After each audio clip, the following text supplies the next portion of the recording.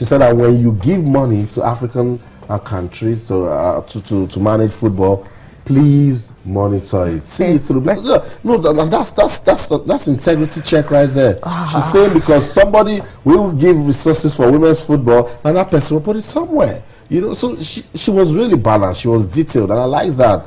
He who pays the piper dictates the tune. So the parents have spent so much money for this guy to go through school, and then you say you want to play football. It's difficult, but I mean, talent always excels. If you make a way. If you become successful, the same parents will be very, very proud of you. That's right, but they need to key into that vision.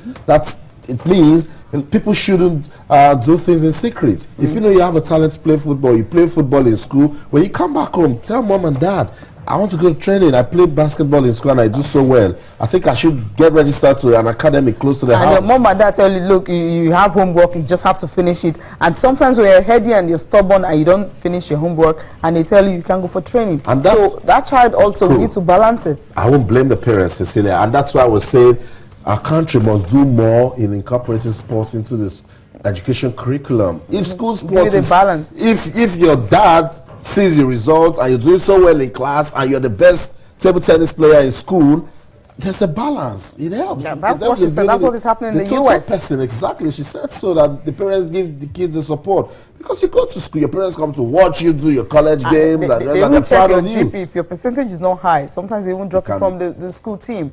So you definitely have to be at your best in school and also be able to play sport. If we have that in Nigeria, why not? It's going to be easy. So we're still celebrating International Women's Day. Nigeria's shining model for women's football, Asisat Oshoala, at the FIFA Congress, FIFA Seminar Leadership Program in Zurich.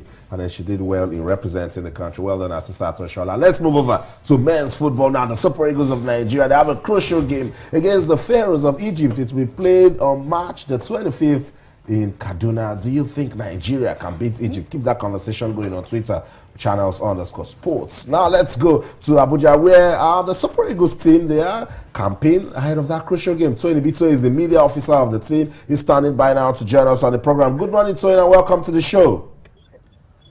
Thank you, Austin. Thank you, Cecilia. Thank you for having me on sports this morning. Okay, another serious assignment for the Super Eagles of Nigeria. What's the update from the camp?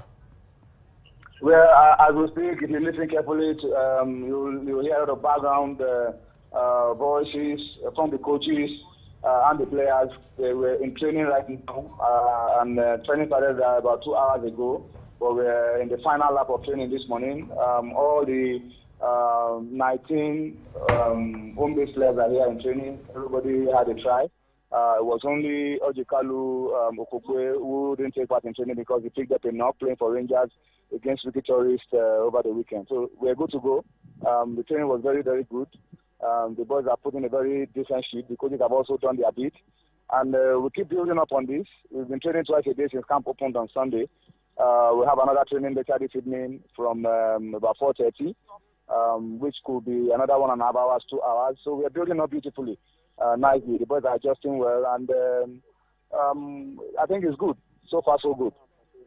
Okay, now, I mean, yesterday, Siasia was asked a question if the Super Eagles can actually, recreate what happened in October 1977, and he says, why not? How confident are you? Can they do that? Yeah, that's, we have to keep working hard. We have to keep getting these players to a very, very high level. And then when the foreign-based bulls join in camp, we have to keep that level very high, keep the tempo very competitive, and to pick out the best of the best.